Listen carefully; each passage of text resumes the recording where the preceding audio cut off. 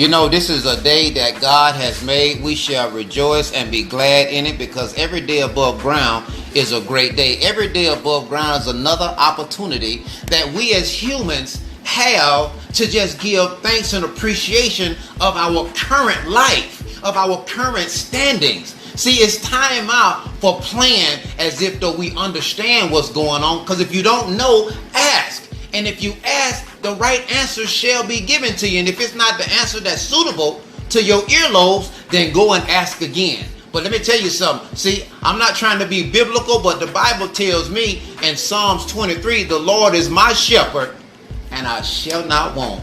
See, if we ask and we ask that prayer effectively, then those things that we ask for shall be granted unto us. God said, you have not because you ask not. Look around you right now. How are you feeling? What is it that you see? What is it that you're trying to aspire to attain, but having difficulty to attain it? See, the only difficulty is the difficulties that we place upon ourselves. I know, because I'm one of the ones that I place difficulties on myself, but today, there is no difficulties. I only see what God has allowed me to see. I have not because I asked not, but I asked. So now those things that I've asked for is being bestowed upon me. Why am I saying this? Because this is for somebody.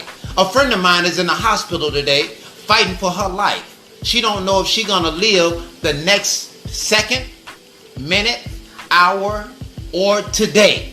But she do know this. The God that's inside her has given her a beautiful life. Those were her words to me as I looked upon her. And she said, Stanley, don't you worry, because the God that I serve and believe in has did any and all things that I've ever asked of him. So my life, if God say so, is complete and done. So I'm saying this to say this to each and every one of you. If you feel as if though the completion of your life is done, then be thankful and appreciative of what it is that God has given you. See, a lot of us, we assume that it's our nice cars, our big home, our furs, our jewelry, our money that makes us who we are. But it doesn't. It's beneath you. The greatest asset that you can ever own is the greatest God that you believe in. And again, let me reiterate, I'm not trying to be biblical, but I'm saying this because I've been encountering people all week that give high praise to idols, which are pass away. But let me tell you something. The greatest gift that God has ever given us was the ability to choose whose side we choose to be on. I don't know about you all, but Moses, when God told Moses to lead the people out of the wilderness, he led them.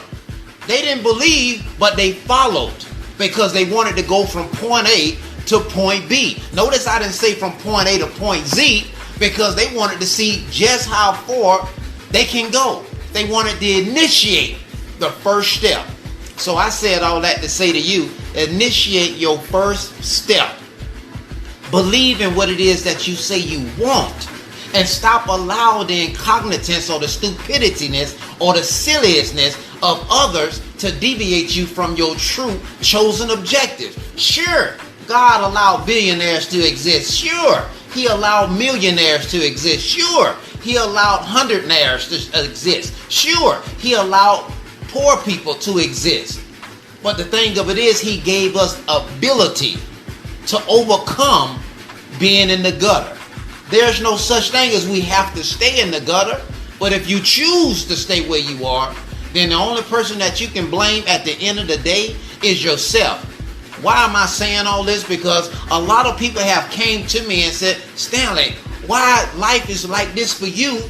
And it seems as if though I have a better job than you. I'm glad they said that, because I know a man that sits high and looks low. And I say a man, but God can be anything. But I say a man because every time I open my mouth and look up towards the hills from which cometh my help, that's where my blessings come from. And they're bestowed down upon me. And I am so thankful of today. By the way, if you have not, gone to Amazon and checked out this bestseller, Joys and Absence of a Mother? Let me say that again. Joys and Absence of a Mother? You missing out on a treat. See, it was the joy and the absence of a mom that inspired me to share with you in the manner that I share with you. Not every other day, but every day. Sometime throughout the course of the day. Because you know what? Let's face it. It doesn't matter how rich we are or how poor we are. We still need someone more powerful than ourselves to open up an avenue for us, open up a door for us, to make our situation a whole lot better than what it is. We can be the best speaker in the world and still suffer.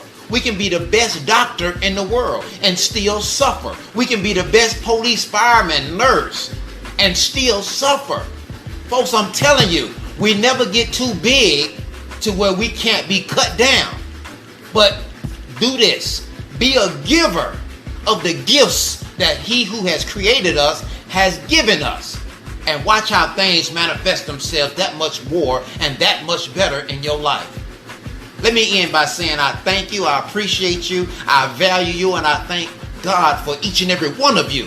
Man, woman, boy, and girl, because this is the day in which he who has created us has made. I share with you enthusiastically because I'm inspired. I'm elevated beyond the peak of the highest mountain. I was told 30 years ago that I wouldn't amount to nothing, that I would be dead at 21. Here I am, 52. Don't tell me what he who has created you can't do. God is good all the time, and all the time God is good. And I don't use that term to offend nobody. I use it because it has sustained me. It has opened up doors for me. It has covered me.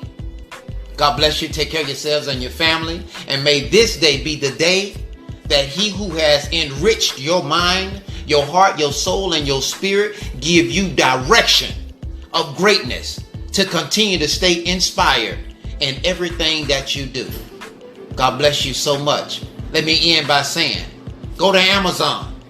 The bestseller, in my opinion, Joys and Absence of a Mother. How inspired are you about what it is that your mom has given you or has left you? That's joys in the happiness of her existence, and that sadness in the absence of her spirituality. God bless you. Take care of yourself. Until next time.